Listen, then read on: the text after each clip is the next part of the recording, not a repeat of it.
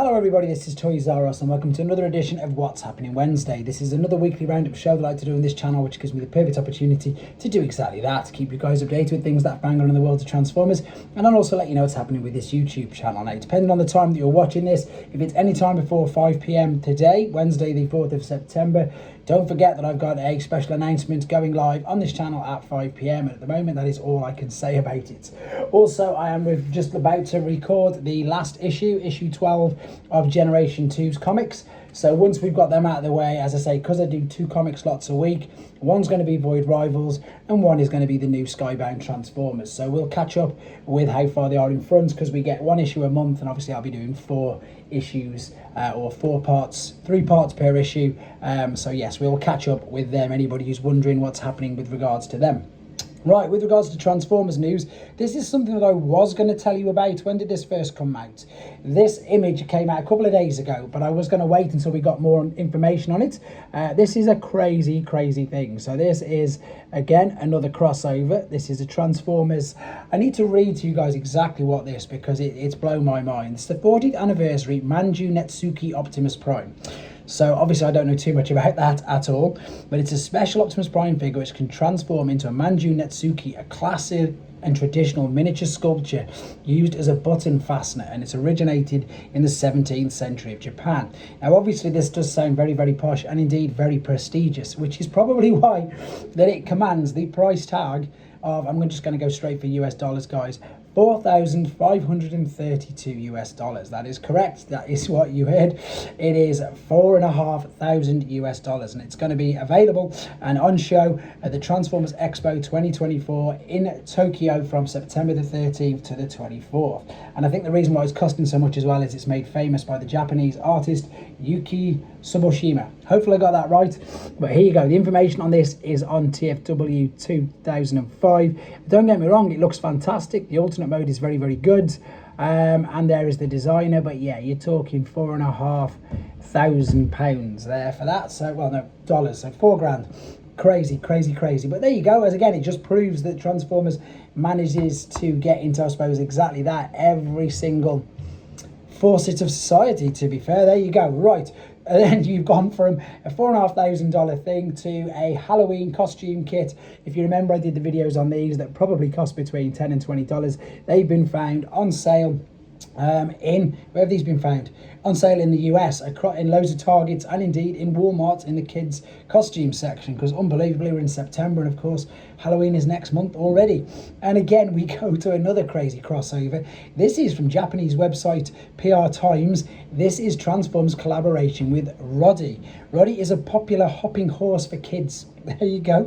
He's going to be released in 3 Transformers inspired decos. You'll be able to tell them straight away. These ones are only going to be $4,500. So again, huge difference. And again, these are going to be available at the Transformers Expo in Tokyo next weekend. So there you go. You've got some hoppy horses, you've got some cards, you've got some key rings. And again, this is a character and a thing that is very popular in Japan at the moment. So we've got some crazy collaborations coming out. I expect to see so much more, and I also expect to see something I'm going to show you in a second as well. Right, this is great news again. This is like following on from the Greg Berger interview. This is of course, Dan, I always pronounce his surname wrong. So, the voice of Bumblebee. He's got a video. How long is this one on for? It doesn't say how long this one's on for, but it's on the Hasbro Pulse website if you want to hear him. Again, really insightful interview. Don't want to spoil any of it for you. It's well worth having a listen to. And there you go. You can also click the link on TFW 2005 as well. This is really interesting news for gamers, although it's very vague. They've received some intel. Now, we've also had more information, so I'll come to that in a second. Microsoft Studios is working on not just 1, but 2 video games, and they've simply coded the name Transformers. We don't know any information on what they're going to be, whether it's Generation 1, whether it's War for Cybertron or whatever, but we also now know, I think, in Australia, they've found 2 product sort of codes for it as well. So these are going ahead. This is the company prior to acquisition by the tech giant, published multiple Transformers related games, including the original War for Cybertron and its follow-up Fall of Cybertron. So hopefully it could be a follow-up or an update to them. because that would be great. Right, YOLO Park officially now. If you like the Nemesis Prime, I'm not going to show you any more images of it because we've seen loads. If you like the Nemesis Prime deco of their Optimus Prime, it is available now for pre-order. As you can see there, it is $50. And if you want to see some more images or videos of it, head to the YOLO Park YouTube, or indeed again TFW 2005, where you can see them.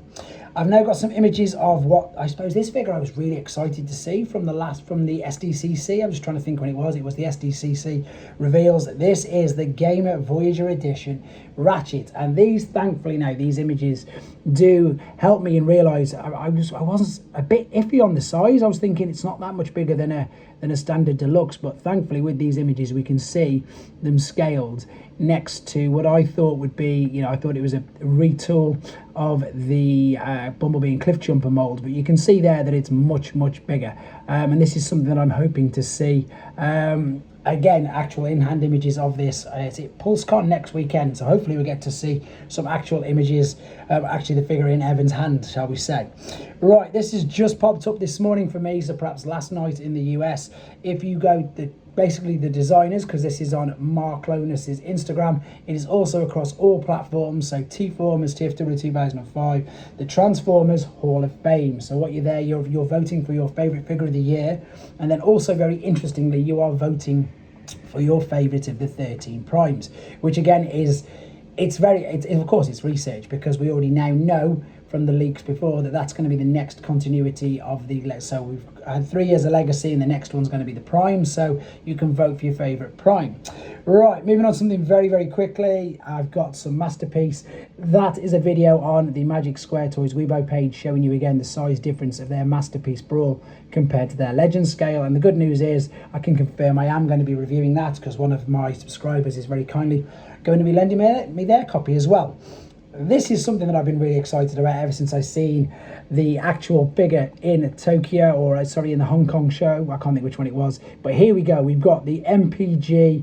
This is, of course, God Bomber. So there's all the parts that come with it. We can see we've got all the accessory bits. Yes, it is a parts former, but that's because it needs to combine with Super Jinrai. You've got the little God Masters there, blast effects, huge weapons, etc. And as I say, we saw, which way am I going?